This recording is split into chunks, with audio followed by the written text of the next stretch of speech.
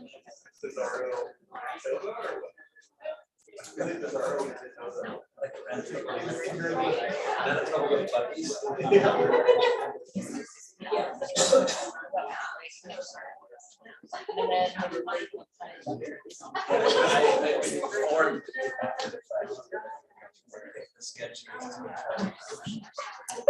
evening, everyone. My name is John Tate, and I'm the event coordinator here at McNally Robinson Booksellers. Before we begin, I would like to acknowledge that McNally Robinson is located in Treaty 1 territory. That's the traditional territory of the Anishinaabe, Cree, Oji Cree, Dakota, and Dene peoples, the homeland of the Métis Nation. In addition, McNally Robinson itself rests on the land once occupied by the Métis community of Roostertown. We are delighted that you could all join us here in person and virtually for the launch of Sally Ito's latest poetry collection, Heart's Hydrography. We'd like to express great thanks to Turnstone Press for publishing this book, of course, and for making this evening possible in the first place. I just have a few notes about how this evening will progress, and then we'll turn things over to tonight's poets. So the evening will begin with some readings here from the podium. We'll then move along to a conversation, which will take place at the tall chairs immediately to my left. And following that, there'll be an opportunity for you all to ask questions. Just to ensure the audibility to all of those viewing this video, I will ask you to ask me the question, which I will then repeat into the microphone for the benefit of all those listening.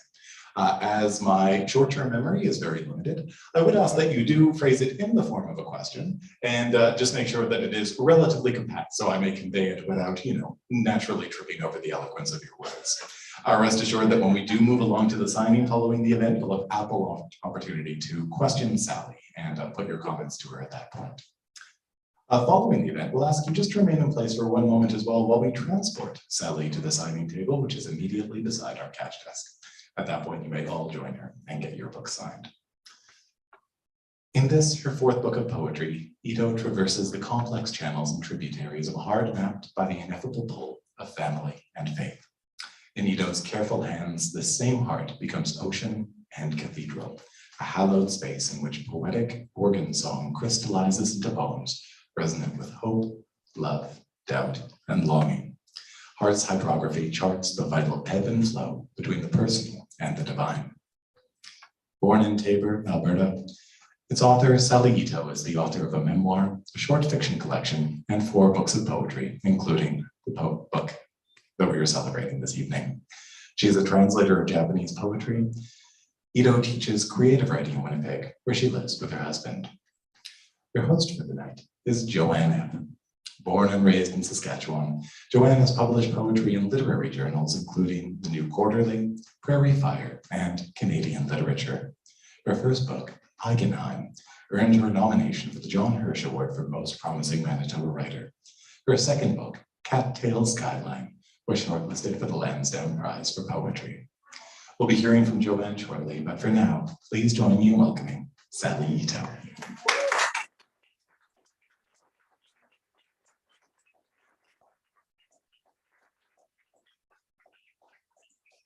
Very much. I'm very pleased and happy to see you all here. I feel you are friends in my heart, and I thank you for coming tonight. I'm going to start by reading the titular poem of this collection, which is called Heart's Hydrography. And I'm going to reference a name, Katharina, who is an Austrian poet that I have been working on in translation with Joanne Epp and Sarah Clausen, who are here tonight. Heart's Hydrography. Those meanderings of the soul, how they spout or sputter, bubble and froth. There is deluge and flood, and then the sea, that undulating womb of water in which infant me is wafting. The poet, Katharina, channels, restrains, controls the flow of churlish water winding its way through the heart's time terrain to saturate devotion's soil with prayer present wave after wave of words. The river in me is dried up, no longer capable of melt or sorrow. What happened to Gethsemane's tears, its salt water turned to blood? Why are they not in me? To bring me back to the sea, which we in spiritus sanctus once were and still wish to be. So Heart's Hydrography, people have asked me, well, what's this book about? And I was sort of puzzled because it's kind of hard to sum up what a whole book of poetry is about. And then I thought, you know, this book is about wonder and disappointment. I still think the world is full of wondrous things, and I haven't exhausted my store of treasure of wonder for it. But I'm actually quite disappointed in language and myself to be able to capture the wonderment. So it's a book that wrestles with the wonder and the limitations and disappointment that's present in language. But you know, language is all we've got. So this poem sort of talks about that. Sermonica. To play the pipe of words and be not in dull obedience to them, make poetry your art of exhale, exhort, extol, exalt. Rally the words, corral them into courts of praise, make gallant your attempts to woo with wonder and consternation your abstruse confusions, your startled revelations, your mulling meditations. Affix the collar, and like God's dog, bark, yap, and yowl, but unlike a cur, neither snap nor snarl. And raise your head to hear heavens invisible, lower snout to ground to snuffle nuzzle the earth. Oh, but then doubt strikes its gong, and the head swirls and swivels in confusion. Why instruct at all? Why make them listen? Of mortal misgiving, I am mostly made, and thus play words to proclaim. Language is a creature you cannot tame.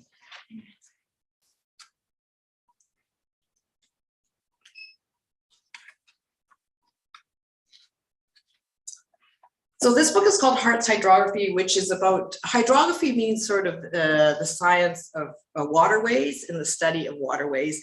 And you can see in the cover of the book, which was designed by my uncle, again, Sugoi in Japan, he made a kirie, which is a paper cut art of the titular poem. So my aunt translated the poem into Japanese, and from the images in it, he created this, this kirie, this paper cut art. And I also, he was looking for suggestions. So I actually went on a search through the internet, and I found some medieval images of the heart mapped out like this kind of terrain. So he used some of those images as well. This one poem is called Unnavigable. Unnavigable. Into this unnavigable floats a babe in a basket. A tributary begins where muck meets water, enough to succeed in drowning anything weighted or heavy. The babe in the basket is the Moses soul, the one who will be delivered and deliver also. The basket is a vessel, and the vessel is language. It is the woven intention of words meant for holding, carrying, cradling. It is conveyance. Am I the babe or the basket? Is the marsh the beginning of time's river or its end? Who has set whom on the waters of what place, what moment?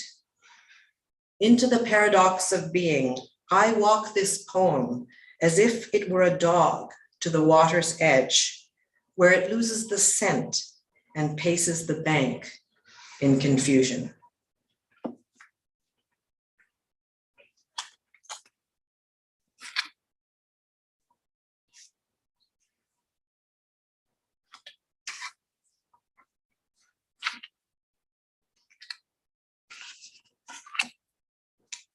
So this next poem is about, I reference the poet Katerina. And I was struggling for words to sort of express my spiritual state of being. And so then I turned to translation, and I started translating, as I mentioned before, with Joanne and Sarah, Katharina Regina von Greifenberg. And she is a 17th century Austrian devotional poet, very much devotional. And it was very interesting for me to read a poet in another language being so devout and excitingly devout in a way that I had long sort of lost track of being in the way I looked at spiritual things. So translating her was really interesting. Comfort words, in homage to Katharina Regina von Greifenberg.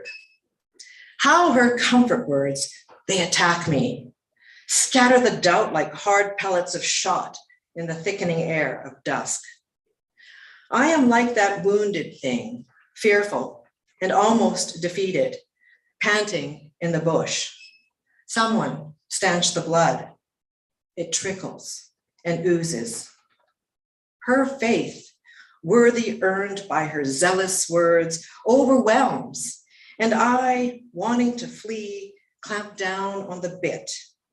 Glory, power, might, strength, the words of her arsenal, a heraldic chorus, a festooning of the bridal metal of this woman's utterings.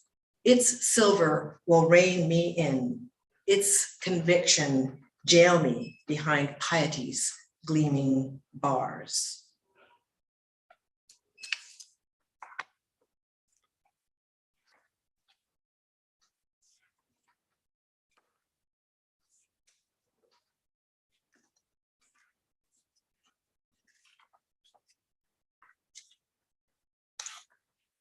So I was thinking that we do really only have words for things, but in the spiritual life, we also have something called the sacraments. And I think what the sacraments do is they make of things something otherworldly, yet they're still the thing that they are. So this poem is called Sacrament. Babe in a manger, in the creature trough, meant to be consumed and chewed on, your swaddled seed pod body will soon be grain ground into powder by the millstones of rolling time. On my rough tongue, you too will rest and be consumed over and over again. Dumb beast that I am, lulling to feed myself on the mystery.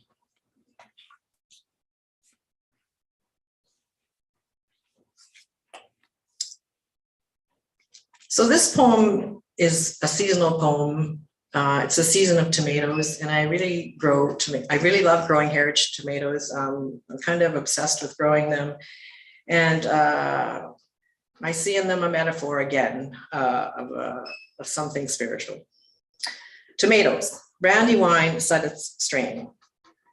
This year's misshapen varieties remind one of a drunkard's nose, Venus of Willendorf, sex and genitals. The fruit, cracked and bulbous, are the sweetest ever, salted and sucked until nothing is left but wet skin. But the seeds have been saved, so there'll be more next year, planted in anticipation, a lover strewing the bed with devotion and longing.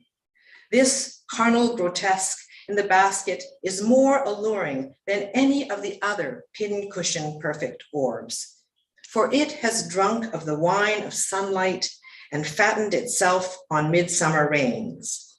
It begs to be held, cradled, and fondled from out of the summer kiln of its baking. And the master will marvel at what the fire has wrought on the ware, the fruit of creation.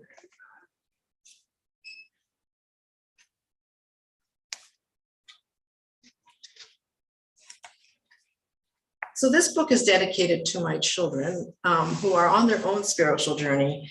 And as a mother, there was kind of moments when I tried to form them spiritually. And these two poems are about that. So this one is about my daughter. Holy Terror. Last night, I read to my daughter the Irish legend of Saint Bridget, whose devotion to God was so utter and fearless, she plucked out her own eyeball instead of marrying a man whose proposal she would not, could not accept. This was no woman of meekness, but a holy terror, fierce and fiery in her faith.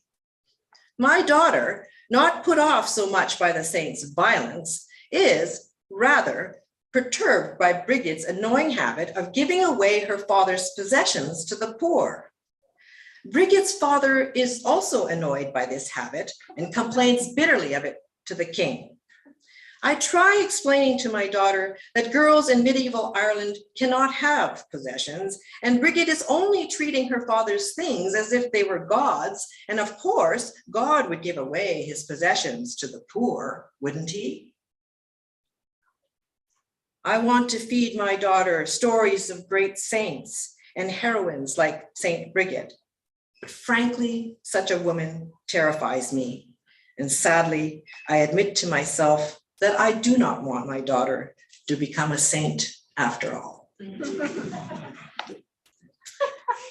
A mother's response. So my son went to youth group, and in the youth group forum, it had this statement: feel free to add any additional comments on your child on the back of this form. So this is what I thought I should write.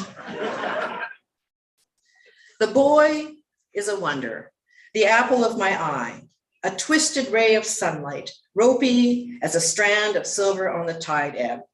He is gleam, glint, glitter. The railway on his teeth tells me so. I love you, Mom. Guttural in the shuff of adolescent steam that thunders out of the teenage tank engine heart that is his devotion. How can I tell you more than this in the short space of a paragraph? The boy is my unfolding parable, paradox unowned, unexplained, his existence slipping out of my clutches, fetters, into some mysterious autonomy I cannot fathom.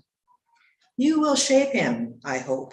God, who shaped me, who takes the what's up hands, the I don't know shrugs, and the do you really exist questions of every generation since Adam, and holds them in your pierced palm the way love does, and listens, just listens, as the heart in him cries out for the moon, the yip yowl yearn for true light. So that's it for my reading. And now I'm going to present to you the two actors, John, Ted Wynne, and Valerie Wynne, who will be reading two poems that I wrote that are meant to be performed, because you know, poetry is an oral art.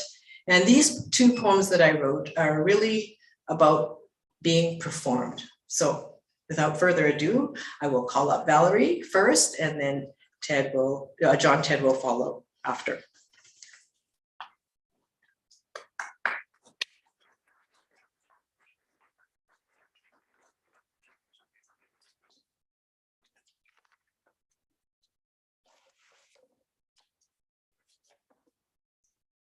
The sister, fair, fresh this face, filing faithfully through the hallow hall, all hidden.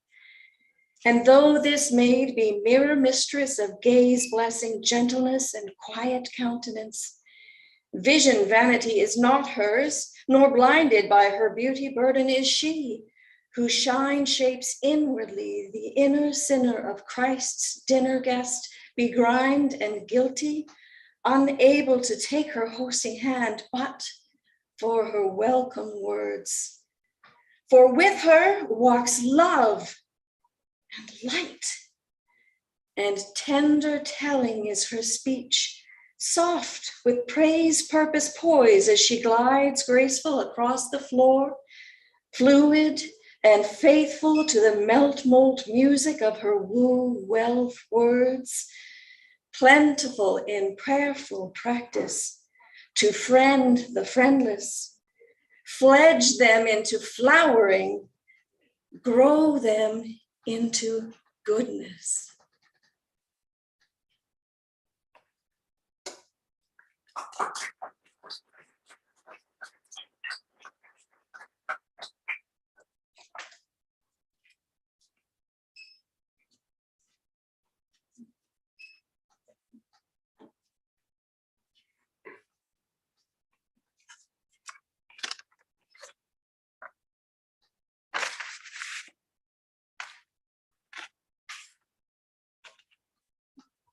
It worked.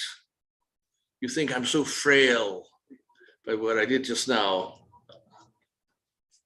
I'm not. Breath, skill.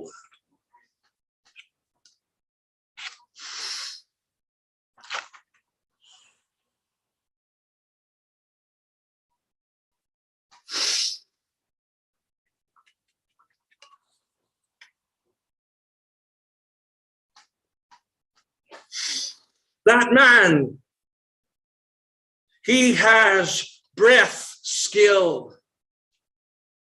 Born a word worship he was. Rides the barred barge boldly.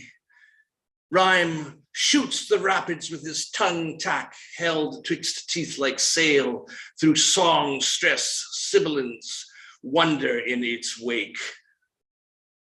Earth, crack, and sea, swell, thunder, throat, threshing, honey, harvest, halcyon, all hours till gloaming. His pulse praise penetrates, bangs the ear drum, sprouts out from sound drought, shill song sheaves, glory grains gained and ghosted, kings fated and bested.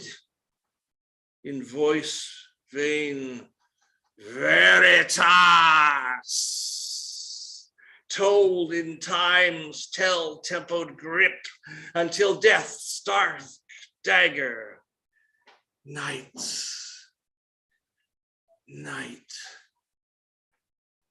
slays him.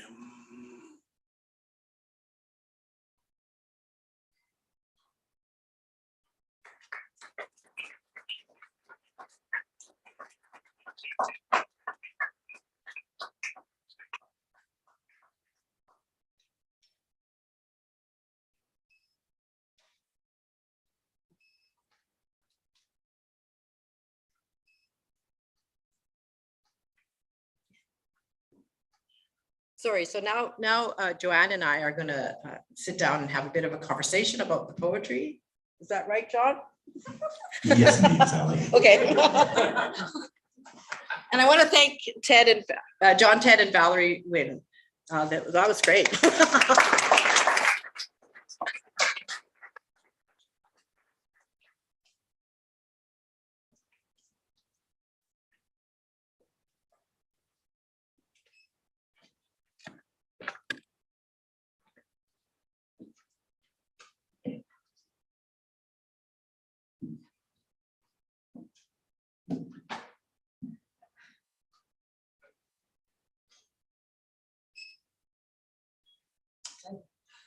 Well, that was a lot of fun.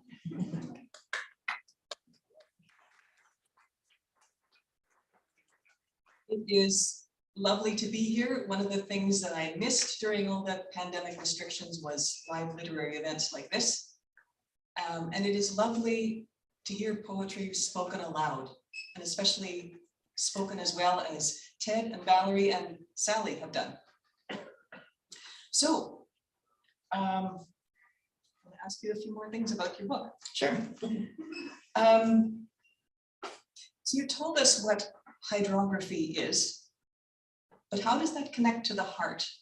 And why did you choose that as the title for the book? I just like the word hydrography, actually, and it's kind of alliterative with heart. So you get the two H sounds. And I really did have this idea of a kind of the heart being sort of like terrain and the waterways in it are sort of what I was trying to study, and sort of navigating that terrain. So so water imagery is very strong in this book. Oh, yeah, definitely. Yeah. Yeah. And as you say, it definitely is about navigating the heart's terrain. Yes, yeah. Mm-hmm. And yet it's not spiritual in a disembodied way at all. The tomato poem, for instance, and several others are highly sensory, even sensual. And I get the feeling in your poems that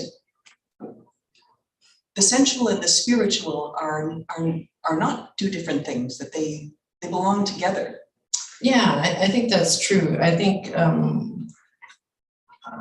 as an artist, there's sort of the tactile things. Like I'm a visual artist, and so I like to draw things too.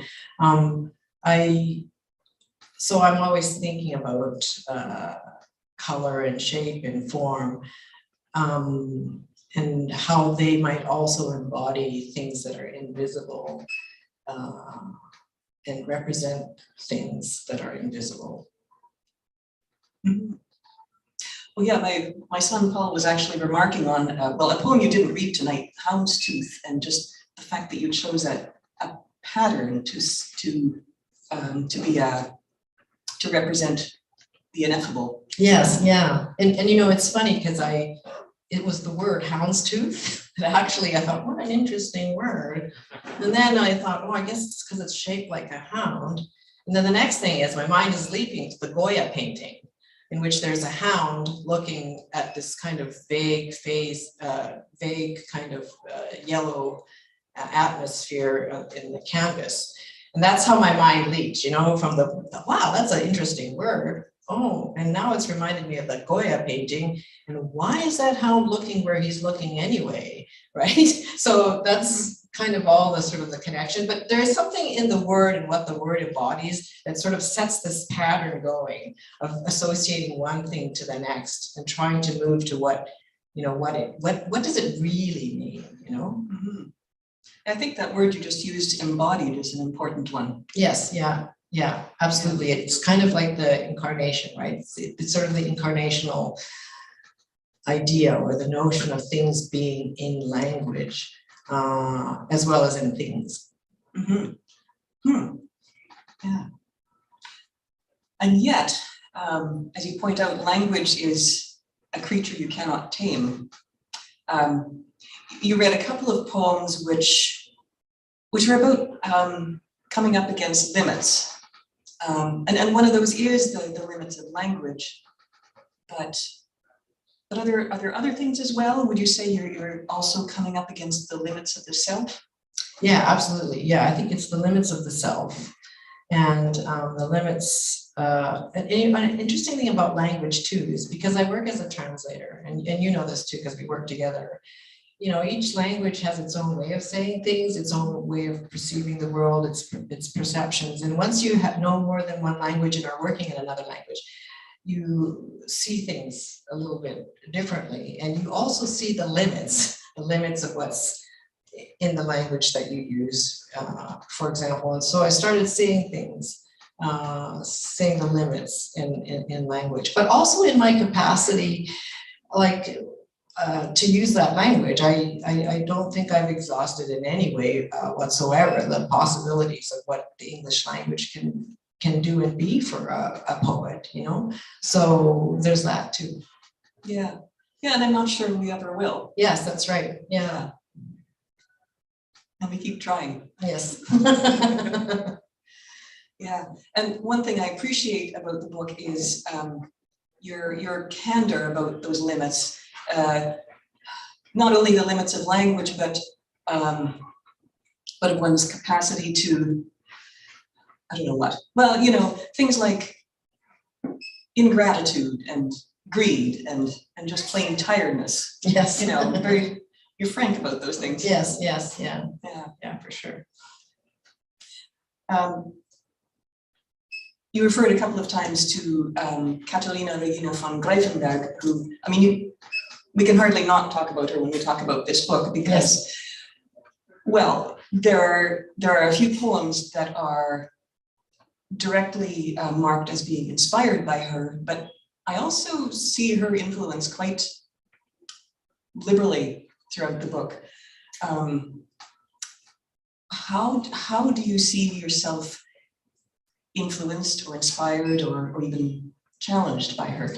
Well, one of the interesting things about translating her is, once I found I was kind of limited in what I wanted to say about spiritual things without being cliched or in obedience to some kind of liturgical language, I felt like looking at devotional poets would help. And actually, Katerina was one of those people. I mean, she was very pietistic, very devout. And as you know, Sarah and we would translate her poems, and we would laugh sometimes because it was like comic book hero language in the German when we translated into English. And I'm thinking, but it was so, at the same time, it was like comic book hero language, but it was so refreshing, right? There was, and also German is a language that there's compounds, like there's compounding, right? So you would get these nice kind of combinations that you wouldn't quite get in English that would just be a way of speaking about God or things spiritual that I just, was kind of amazed by or struck by. And that was really refreshing. That was really, it's what I needed. It was kind of like a tonic in language, right? A kind of here's a distilled tonic of devotional language that I could really drink and enjoy and savor, so yeah, that was interesting. But I know that we have struggled with her piety, right? Because it's very not modern, right? But of course she's writing in the 17th century, so there's that. But I just still think that just being exposed to her way of expressing things in German and then changing that to English was just a new take, new take on the language. Yeah. Mm-hmm. Yeah, and I don't know about you, Sarah, but I feel like I too have been I've been influenced by her after working with her poetry for 8 years or so. Yes. Yeah. But speaking of modernity, reading this poetry reminded me of something that I read, an essay about the poetry of Margaret Addison, who I know you interviewed for an anthology years ago. Mm-hmm. And this is Carmen Starnino writing about her and how her work is so steeped in her Christian faith, but that in our current context, her work comes up against readers who, in her work, readers encounter what he calls a lost world of devotional thinking, and how her audience is one for whom religious life of any sort, much less Christian, is a foreign country. And I'm kind of seeing in this poetry and in your book too, how it's, the Christian faith is just the ocean it swims in. It's the source of a lot of your imagery. Does it feel to you that this is kind of countercultural? I just love that lost world, the lost world of devotional language. Yeah, because it's lost. It's so interesting, right? And that's why you go and read someone like Katerina, or you read someone like George Herbert, and all of a sudden you are in this world, and it's no longer around us or around us anymore. So it feels so, I don't know, it feels new, and it's kind of a place I want to be at this state in my life, is that lost world, because it's so removed from us now, and it's no longer a part of our language, or it's no longer part of the way we interact with each other, that it feels, as a poet, it feels the right place to be. for me at this stage of my life and what I'm trying to do with language. So so I feel that, and you know, I write poetry. It's one of those questions like, who do you write poetry for? Well, I write poetry for myself, and I'm at my stage right now. I'm fascinated by words, their limits, their potential. We only have words to describe our spiritual state of being, and there's a rich tradition of the use of those words in all the languages, and we need to sort of uncover that and unpack that and start, you know, mixing them up and things like that. So I feel that's where I'm at right now as a poet, you know. Yeah. Mm-hmm.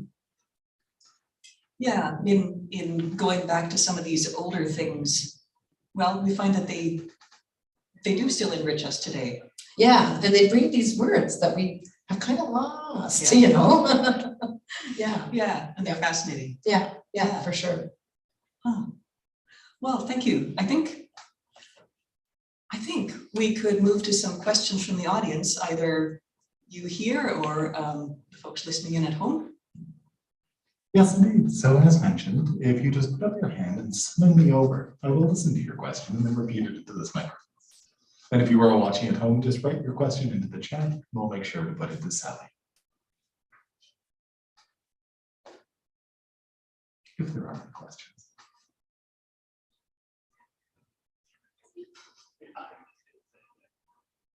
There's one back there. Oh, fantastic.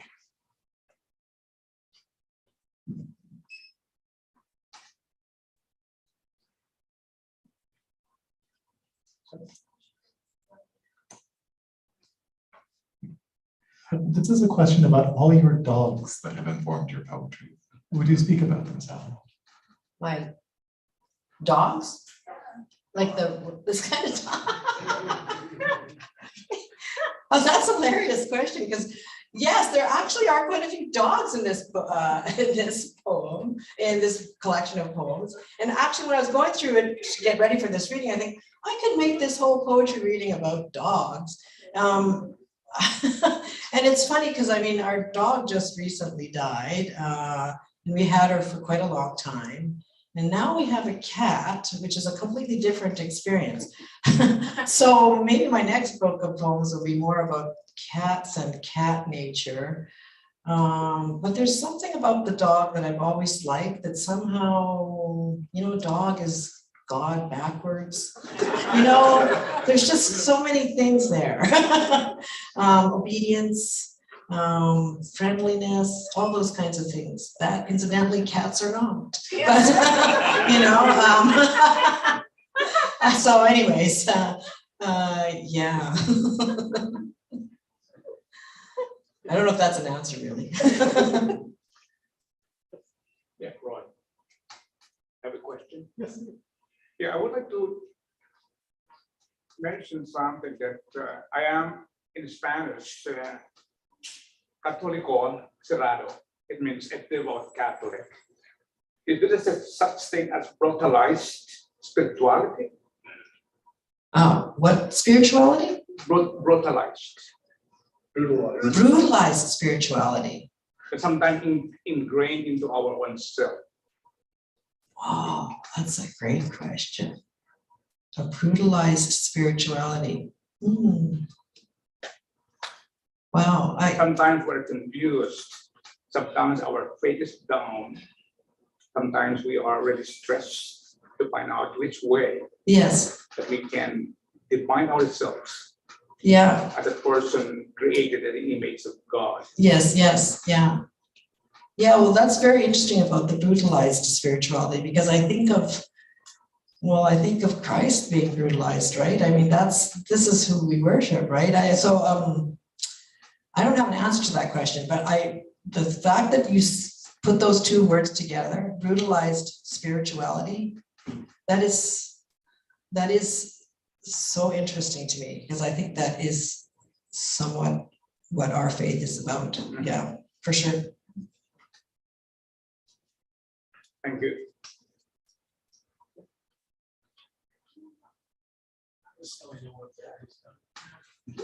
Sally, how do you know when a poem is done? Well, that's a good question. So sermonica, the poem sermonica, which is kind of play on the word sermon and harmonica, as you know, is that, you know, sometimes I'm just writing a poem to sort of find out what I'm thinking, right? And then when it starts turning into a sermon, then I'm starting to get worried because that's not what I had started on this journey of writing a poem about, you know? So I felt like more and more I was trying to write to know what I was thinking, and then it was starting to turn into a sermon, and then I would like freak out and think, no, this poem is done because I reached my conclusion and it's not a good one, or I'm preaching now and I didn't intend to do that.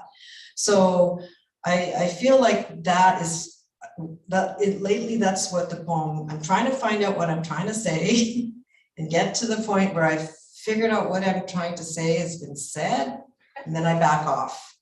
And then I go and revisit it. Then I go and revisit it and then smooth out the rough edges. Yeah. Who are the poets who write with their faith in their work that were influenced for you? Who are the poets that write with their faith in their work that were an influence to you? Oh, well, that would be Margaret Addison for sure. Sarah Clausen sitting right there. Yeah, Joanne. There's George Herbert and Katerina.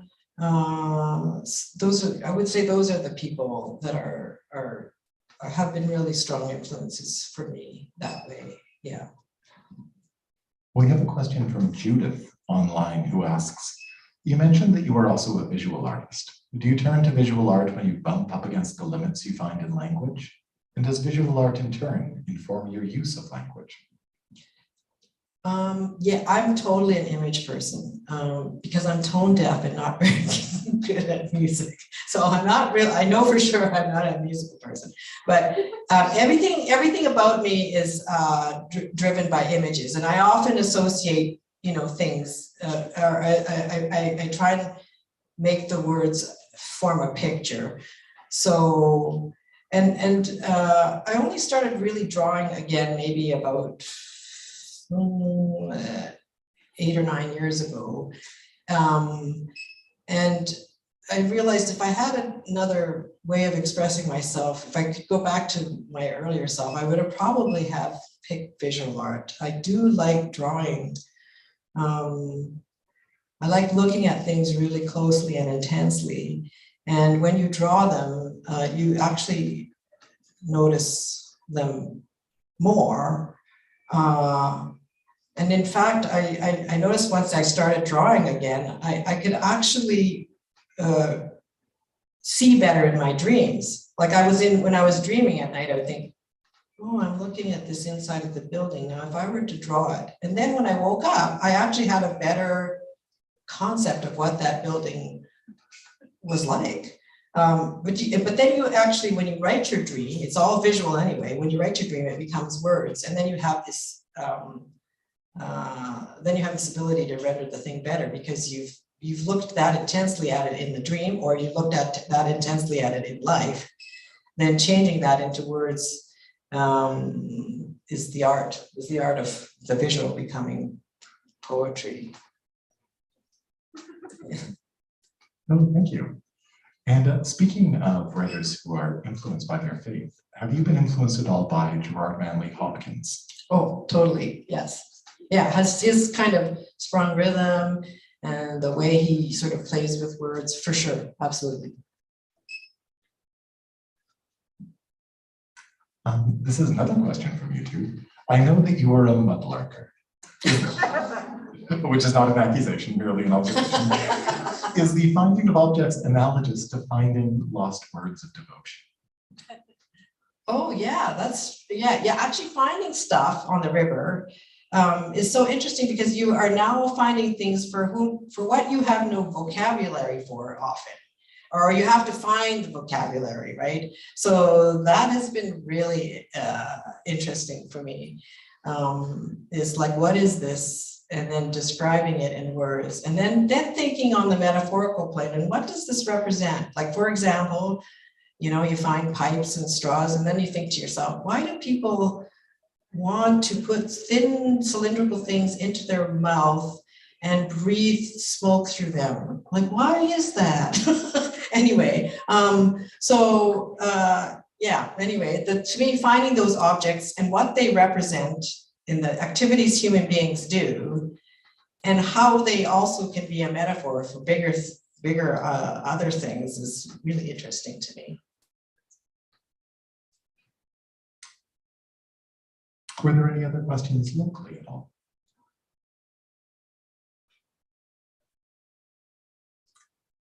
Well, if there are no other further questions, I will turn things over to yourselves, Joanne and Sally, if you have any closing words or anything else you'd like to address before we wind things down. Only that it's been a pleasure being here and talking about this lovely book with you. Great, yes, likewise, and I really am so happy that Valerie and John Ted Wynn could join us to show what poetry can be as an oral art. I'm really grateful for their presence here. And thank you, Joanne, for such wonderful questions. We discussed what this book is about, which I didn't know about until I started to have to think about it. And then I started putting the words together. So this is great. Thank you, everyone.